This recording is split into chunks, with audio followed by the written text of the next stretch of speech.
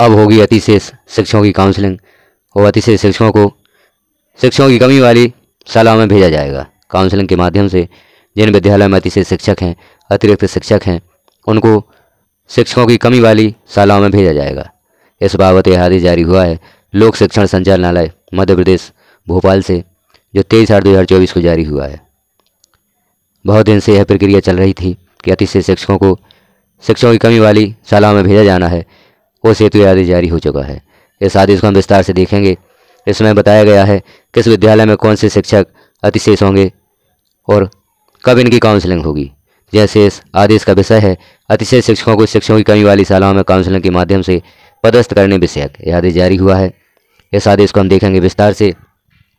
विषयांतर्गत राज्य एवं जिला स्तर पर अधिकारियों कर्मचारियों की स्थानांतरण नीति वर्ष 2022 जारी। दिनांक 8/9/2022 की खंडिका 3.2 के अनुक्रम में अतिशेष शिक्षकों को शिक्षकों की कमी वाली शालाओं में काउंसलिंग के माध्यम से पदस्थ करने के संबंध में आवश्यक प्रावधान किए गए हैं। तो है अधिकारी कर्मचारियों की स्थानांतरण नीति वर्ष 2022 में खंडिका 3.2 के अनुक्रम में अतिशेष शिक्षकों को शिक्षकों की कमी वाली शालाओं में काउंसलिंग के माध्यम से पदस्थ करने के संबंध में आवश्यक प्रावधान किए गए हैं।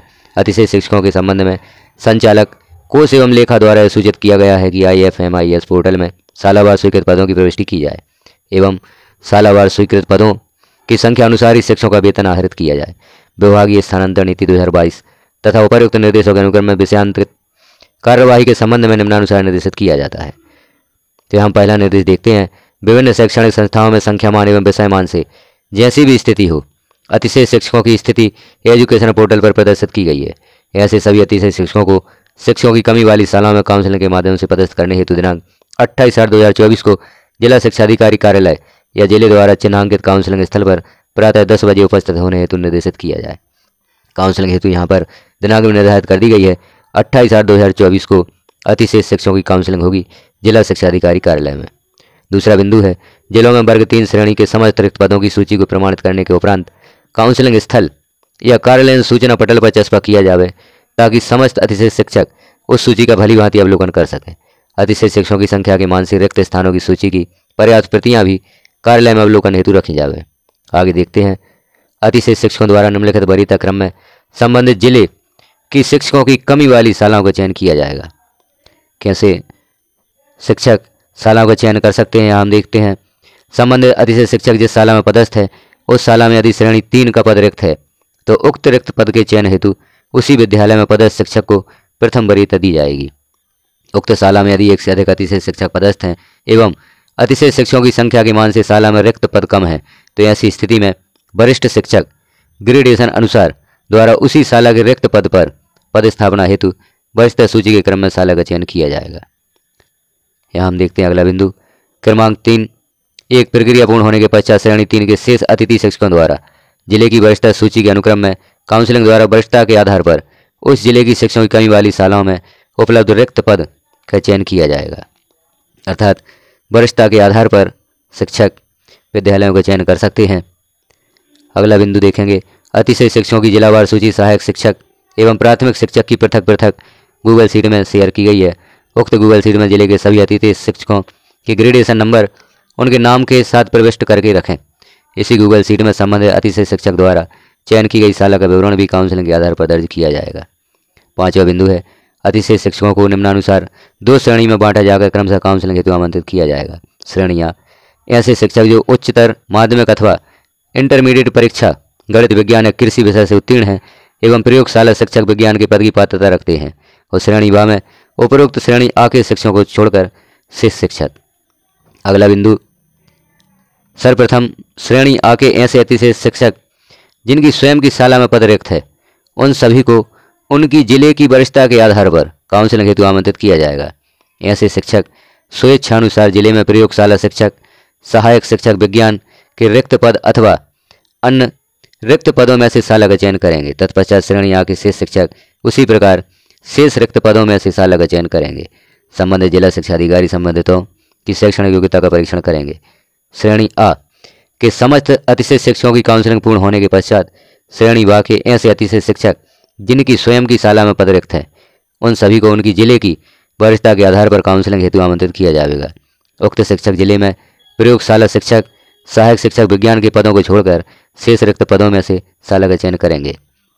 तत्पश्चात श्रेणी विभाग के शेष शिक्षक उसी प्रकार शेष रिक्त पदों में से शाला का चयन करेंगे। अगला बिंदु है काउंसलिंग प्रातः ठीक 11 बजे से प्रारंभ होगी। काउंसलिंग का क्रम निम्नानुसार रहेगा। तो यहाँ पर हमने देखा जो शिक्षक जो योग्यता रखते हैं उसके अनुसार उनकी काउंसलिंग की जाएगी। हम देखेंगे यहाँ काउंसलिंग का क्रम किस प्रकार से है। जैसे पहला है गणित, विज्ञान, कृषि विषय के अर्हताधारी सहायक शिक्षक, अन्य विषय के अर्हताधारी सहायक शिक्षक, उसके पश्चात गणित, विज्ञान या कृषि विषय के अर्हताधारी प्राथमिक शिक्षक, अन्य विषय के अर्हताधारी प्राथमिक शिक्षक। तो यहाँ पर अर्हता दी गई है। जैसे प्राथमिक शिक्षक गणित विज्ञान विषय में अर्हता रखते हैं तो उन्हें उसी विद्यालय में पदस्थ किया जा सकता है, जो उपरोक्तानुसार चरणों में क्रमशः संपादित की जाएगी एवं समस्त कार्यवाही पूर्ण होने तक जारी रहेगी। ऐसे शिक्षक जो पूर्व से स्वीकृत किन्हीं अवकाश पर हैं उनकी काउंसलिंग उनके लिखित अभ्यावेदन के आधार पर की जा सकेगी। ऐसे मामलों में आवश्यक निर्णय संबंधित जिला शिक्षा अधिकारी एवं जिले हेतु चिन्हांकित पर्यवेक्षक संयुक्त रूप से ले सकेंगे। काउंसलिंग में सम्मिलित लोक सेवकों से संलग्न परिशिष्ट 1 में शाला चयन संबंधी सहमति प्राप्त की जाएगी। अगला बिंदु है प्रत्येक जिले में काउंसलिंग प्रक्रिया के पर्यवेक्षण, निरीक्षण तथा समन्वय हेतु एक अधिकारी काउंसलिंग के प्रारंभ से अंत तक काउंसलिंग स्थल पर उपस्थित रहेंगे। समस्त संभागीय संचालक उनके संभाग के मुख्यालय वाले जिले में स्वयं तथा उनके संभाग के अन्य जिलों में उनके द्वारा नामांकित अधिकारी पर्यवेक्षक के रूप में उपस्थित रहेंगे। काउंसलिंग प्रक्रिया की सुचिता व पारदर्शिता सुनिश्चित करने की जिम्मेदारी संबंधित पर्यवेक्षक की होगी। इस प्रकार से यहाँ पर और भी बिंदु दिए गए हैं। यहाँ मुख्य बिंदु देख लेते हैं। काउंसलिंग में सम्मिलित अतिशय शिक्षकों के पदस्थापना संबंधी आदेश आयुक्त लोक शिक्षण द्वारा ऑनलाइन जारी किए जाएंगे। जिले के ऐसे अतिशय शिक्षक जिनके द्वारा उक्त काउंसलिंग में भाग नहीं लिया जाएगा अथवा उपलब्ध रिक्त स्थान में से किसी भी रिक्त स्थान का चयन नहीं किया जाएगा, ऐसे सभी अतिशय शिक्षकों की कमी वाले शेष शाला में प्रशासकीय स्थानांतरण का प्रस्ताव दिनांक 30/8/2024 तक संचालनालय को हार्ड कॉपी एवं सॉफ्ट कॉपी में संलग्न परिशिष्ट 2 अनुसार प्रस्तुत किया जाएगा। तो काउंसलिंग में भाग लेना आवश्यक है। यदि जो शिक्षक काउंसलिंग में भाग नहीं लेते हैं तो उनको प्रशासकीय स्थानांतरण में उनका स्थानांतरण शिक्षकों की कमी वाली शाला में कर दिया जाएगा। समाज संबंधितों द्वारा उपरोक्त निर्देशों का पालन सुनिश्चित किया जाए। यह आदेश आयुक्त द्वारा अनुमोदित है। तो अब अतिशय शिक्षकों की काउंसलिंग हेतु यह आदेश जारी कर दिया गया है। अब अतिशय शिक्षकों की काउंसलिंग होगी और इन शिक्षकों को शिक्षकों की कमी वाले विद्यालयों में भेजा जाएगा। तो काउंसलिंग में भाग लेना भी अनिवार्य है, अन्यथा उनका प्रशासकीय स्थानांतरण भी किया जा सकता है और शासन द्वारा उन्हें किसी भी विद्यालय में भेजा जा सकता है। अतिशय शिक्षकों द्वारा काउंसलिंग दिनांक 28/2024 में चयन की गई शाला संबंधी घोषणा भी देनी होगी। अतिशय शिक्षकों को काउंसलिंग में जिले का नाम, लोक सेवक का नाम, पदनाम, यूनिक ID, वरिष्ठता सूची में उल्लिखित वरिष्ठता का क्रम, वर्तमान में कार्य संस्था का नाम एवं डाइस कोड, दिनांक 28/2024 को काउंसलिंग के दौरान आवंटित संस्था का नाम एवं डाइस कोड। यहाँ प्रमाणीकरण होगा। प्रमाणित किया जाता है कि उपरोक्तानुसार आवंटित संस्था का चयन मेरे द्वारा आज दिनांक 28/8/2024 को आयोजित काउंसलिंग प्रक्रिया में भाग लेकर किया गया। यहाँ लोक सेवक के हस्ताक्षर होंगे, पदनाम होगा और संस्था का नाम होगा, दिनांक और स्थान यहाँ पर लिखा जाएगा। यहाँ जिला शिक्षा अधिकारी का प्रमाणीकरण भी होगा। जिले का नाम प्रमाणित किया जाता है कि निम्नानुसार अतिशय शिक्षकों द्वारा काउंसलिंग प्रक्रिया में शाला चयन से असहमति दी गई सूचना के उपरांत अनुपस्थित रहे हैं, उनका प्रशासनिक स्थानांतरण किया जाना प्रस्तावित है। और ऐसे नाम, पदनाम, यूनिक ID, स्कूल का नाम, यूडाइज कोड, रिमार्क से उनकी सूची तैयार की जाएगी और यह सूची वरिष्ठ कार्यालय को भेजी जाएगी। तो हमने देखा यहाँ पर अतिशय शिक्षकों से संबंधित, अतिशय शिक्षकों की काउंसलिंग से संबंधित यह आदेश। इस प्रकार के आदेश निर्देश जो भी शासन द्वारा जारी होते हैं चैनल पर पब्लिश किए जाते हैं। आप यदि चाहते हैं कि सभी जानकारियाँ जो भी चैनल पर पब्लिश की जाती हैं, जैसे विद्यालय में होने वाले ऑनलाइन कार्य यूडाइज प्लस, RSKMP पोर्टल, शिक्षा पोर्टल या एजुकेशन पोर्टल के माध्यम से जो भी ऑनलाइन कार्य किए जाते हैं उन सभी की जानकारी आप चाहते हैं तो चैनल को सब्सक्राइब कर लें, बेल आइकन को क्लिक कर ऑल पर प्रेस कर दें ताकि जैसे ही कोई जानकारी चैनल पर पब्लिश की जाती है वह नोटिफिकेशन के रूप में आपको प्राप्त हो सके। क्योंकि चैनल पर महत्वपूर्ण जानकारियाँ पब्लिश की जाती हैं तो यह जानकारियाँ आपके लिए अति आवश्यक हैं। अतः आप चैनल को सब्सक्राइब अवश्य कर लें। वीडियो को लास्ट तक देखने के लिए आपका धन्यवाद।